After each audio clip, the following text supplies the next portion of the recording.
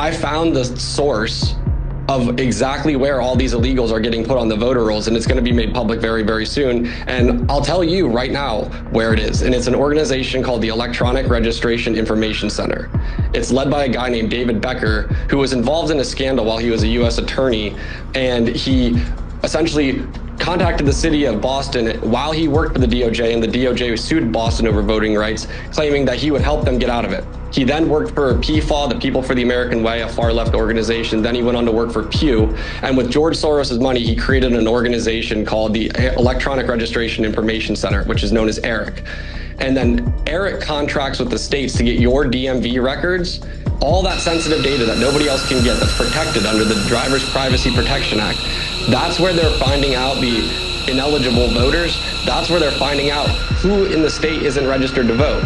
And their membership agreement prohibits you from disclosing to them who is or is not a citizen. So you send all the information to people that live there. Don't tell them if they're citizens or not. And they pump those names onto the voter rolls, and then they circulate it back. And